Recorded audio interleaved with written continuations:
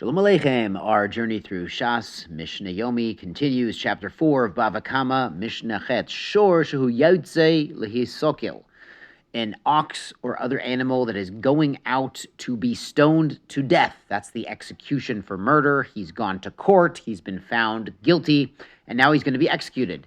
The Hikdisho Volov, and the owner of this murderous animal consecrates it, donates it to the temple. Eino mukdash. It is not holy. He has no authority to consecrate it. It is now asur behana. It's forbidden to have any benefit, any use of this ox, so he cannot donate it to the temple. Shchato, he ran over there with his shchita knife and did a ritual slaughter to this animal. Bisaro asur. The meat of this animal is forbidden, even though the shchita was kosher. It should have been kosher, but it can't be eaten. It's a pasuk. The pasuk says, "Sakolia sakela shor." You have to stone the ox to death. That's the execution.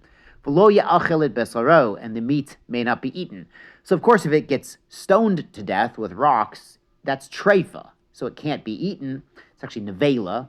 But even with a kosher shchita, it can't be eaten because the pasuk simply says, "Lo ya'achel et besaro." You can't have any eating or any enjoyment whatsoever from the meat of a condemned animal. But if this takes place before Gemar Din, before the final verdict in court, Hikdisho Bailov, the owner donates it to the temple, Mukdash, that is valid. Im Shechato, and if they slaughtered it then, they're not supposed to, but if he did, Bisaro Mutter, it is still kosher meat. Mishnah 9, Mishnah Tet, Misaro, he gave his animal over, L'shomer Chinam, to an unpaid custodian, L'shoel, to someone who's borrowing the animal, L'nose socher, someone who's paying rental for the animal, L'socher. Socher actually is the rental. Nose socher means someone taking payment, meaning a paid guardian, like a paid guard. And the socher is actually the renter. Nichnasu tachat bailim. All of these people stand in place of the original owner. Now, in Bava Metzia, we're going to get into these shomrim, these 4 different categories of legal guardians and their different degrees of responsibility in quite some detail in Bava Metzia. So here's sort of a preview of coming attractions. So all these people stand in place of the owner regarding the animal. Muad mishalem nezek shalem. If they're watching someone else's animal and it does damage, they have to pay full damages. The guardian, the one who was watching the animal at the time. Tam mishalem chatzi nezek. If the animal was a tam, they would have to pay half damages up to the value of the animal, as we've discussed in previous prakim. Kisharu balav b'masera. If the owner, or of course the watcher, ties it up on the rope, on the leash, nal b'fun of karoi, they locked the barn door appropriately, v'yotza, but it gets out anyway, v'hizik, and causes damage, echad tam v'echad muad, whether the animal is tam or muad, chayav, they have to pay. The owner or the watcher has to pay for the damages. Divrei Rebbe Meir. So what Rebbe Meir is saying is, even if you tied your animal to the fence, that's a normal thing to do. That's a normal way to protect your animal, but if it gets out and causes damage, you still have to pay, even though you took the basic level of protection for this animal. Rabbi Yehuda says, tam chayiv. If the animal was a tam, it does pay, but muad pater. Muad pater shenemar, and this is actually from the Torah, Rabbi Yehuda learns, lo yishmerenu balav.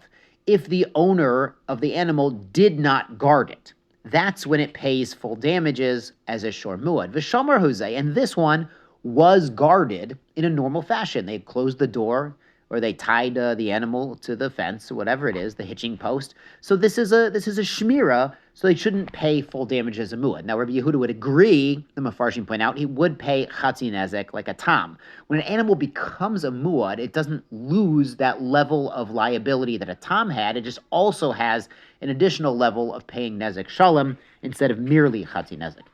Now, Rabbi Eliezer adds, ein lo shmira ela sokin. An animal that's a muad cannot be really guarded except through a knife. Now, it doesn't mean you surround it by a circle of knives. It means you do a shechita, you kill the animal and you eat the meat, or you get rid of it. You put the pit bull down. You don't have it around anymore. Now, the Kahati points out that really Rabbi Eliezer agrees you don't have to kill a muad animal. If that was so, we wouldn't have all these cases of muad in the Mishnah, at least according to Rabbi Eliezer. Rabbi Eliezer is saying to be yotze b'dei shemayim. He says, really, to do the right thing in the eyes of Shemayim, you should really not have a shorim wood around at all, even if you're gonna, lock the door and take care of it. You shouldn't have it around. It's a big musser. If there's a situation that's really inherently dangerous, maybe you shouldn't be involved in it. Maybe you should distance yourself from this entirely instead of just trying to take care of it and hoping for the best.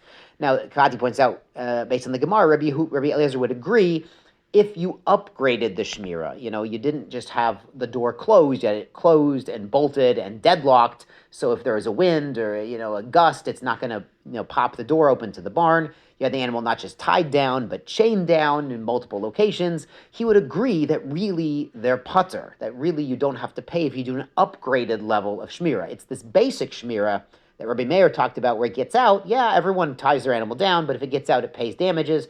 That's understandable. But if the owner went to extra lengths to protect the animal, that even for a muad, he could be putter, though it's good advice, says Rabbi Eliezer, to avoid the problem entirely and get rid of the dangerous situation from the get-go. Tizku le mitzvot.